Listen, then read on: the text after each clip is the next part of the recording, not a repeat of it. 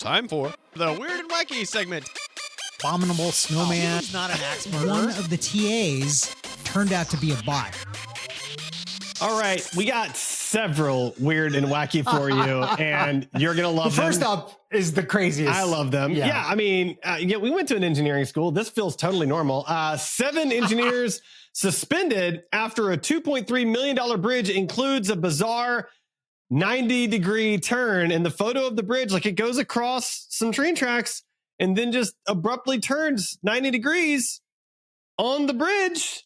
I've never seen, like, why would you not have a curve? Like, why? It's crazy. Well, they explain it. So this is in India, and they were negotiating with the railroad for a very long time. And basically the railroad would not give them permission to build the bridge with more land. And so they only had a certain amount of space to play with. And so it was like, this was the only solution. They couldn't figure out any other way. And pretty wild. Like, I gotta say, that's pretty crazy. It is. Yeah. And I gotta say, I don't agree with suspending these 7 engineers. No, it's not their fault. You gave them a constraint, and they did the best with that constraint that they could. Fix the constraint. Yeah. It's not the engineering, it's the constraint. Yeah, that's crazy. So, yeah. But man, the picture's crazy. Go to the show notes and look at it. It's wild. So, yeah, I mean, that's not going to, and the whole point of this bridge was to help ease congestion and traffic. Yeah, it's not going to do that. No, not at all. So, next up, something this is kind of crazy. It is crazy. Yes, it's so good. Yeah, and I have some suggestions about what these things should do to make this better. But humans are starting to talk more like ChatGPT study claims. So, apparently humans are starting to use words that are declared like ChatGPT words that only the AI use, like delve, realm, meticulous.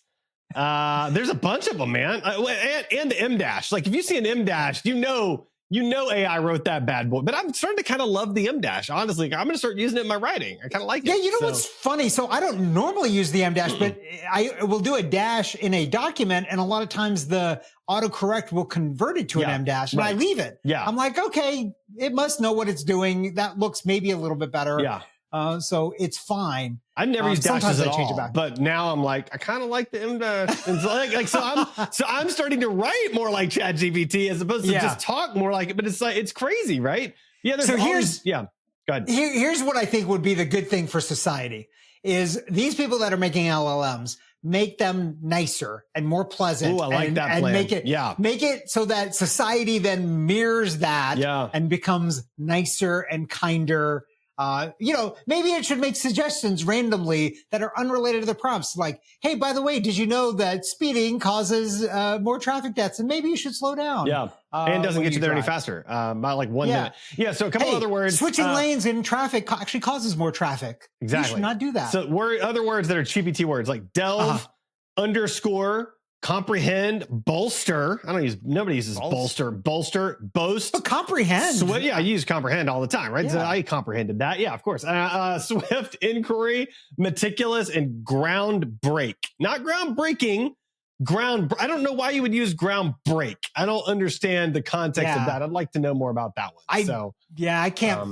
I can't think of a way that I would use that word. No, it's groundbreaking maybe, but not ground break. Yeah. So whatever. All right.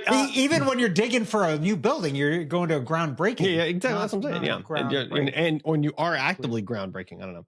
All right. Next up, NIST Ion Clock sets new record for the most accurate clock in the world. It's accurate down to 19 decimal places, I believe, is what it says. Something like that. Yeah. Which is like, that's freaking nuts. I'm like, okay, cool. And you're probably thinking like, why does this matter? It does. It allows a lot of things to happen that couldn't have happened before. Yeah. Things that it would require a much smarter person than me to explain. But I imagine things like cryptography and lasers and I don't know. See, I was thinking like something more like, how else do you have like the Godfather style hit where everybody gets killed all at the exact same time in the movie? Like you need, that's probably like the use case. Yeah. Like fully synced up watches for that. It's really good. Yeah. Because if somebody gets killed 1/19,000th second early, like it's the whole thing doesn't work. Everybody could know in that 1/19th of a second, and then the jig is up. And so you gotta You got to be, you know, I like, like how your synchronicity goes to like technology, and mine's like Godfather. Like that's why it matters. Well, now you made me think, like, you know, when they all synchronize their clock, their watches in the movies, like, see, that's somebody could be off by 1/19 of a second, and then it's just done for them.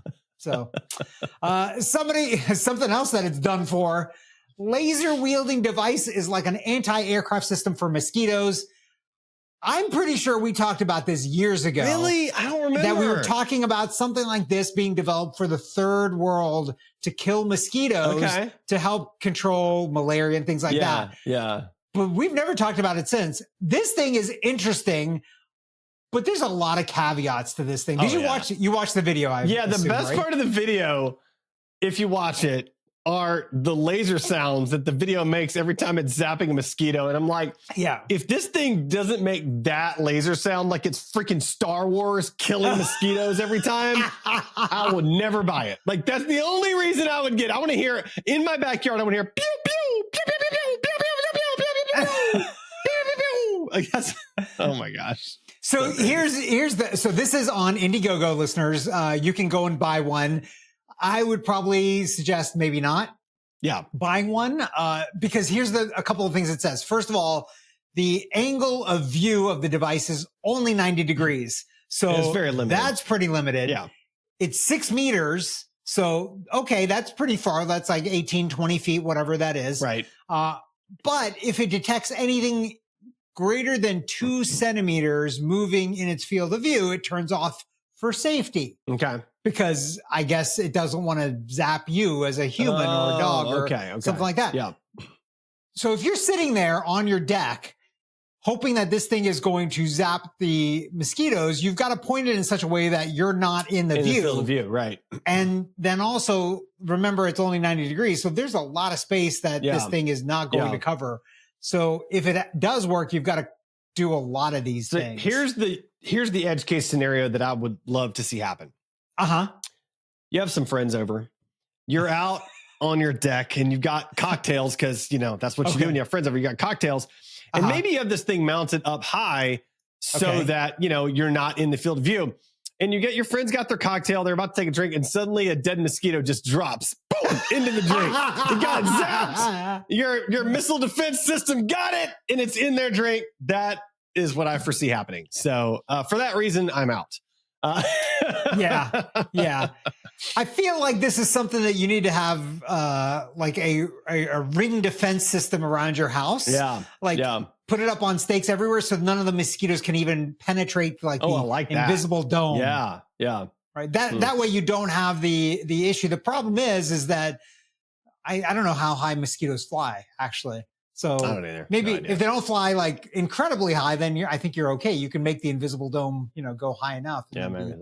Be fine. So, all right. Last up, and this is the one you're going to have to explain because I tried to scan this article. I'm like, I don't have any idea what's going on here. We've discovered a new kind of magnetism. What can we do with it? The answer is Adam doesn't know. I don't have any idea what we can do. So here's the thing. I don't know either. I started reading this and I was like, this sounds pretty cool. I don't understand. I kept waiting for a simple description of the new kind of magnetism, and it never came. It never materialized. No. I was like, and then it's like, we can use this in technology. And I'm like, I kept waiting for some kind of concrete example, and it never came either. So the only thing that I could think, I was like, so because of magnetism, we have bits, right? We have zeros and ones. Yeah. So does this thing create an opportunity where we have trinary bits where it's like 3 states? Okay. Yeah. Although I can't really wrap my head around how you would use that. Maybe it's like compressing data down I don't really understand. It seems cool. I think it's going to do something at some point. Yeah. I'm not the guy that's going to make it happen. Yeah. Not me. I got nothing.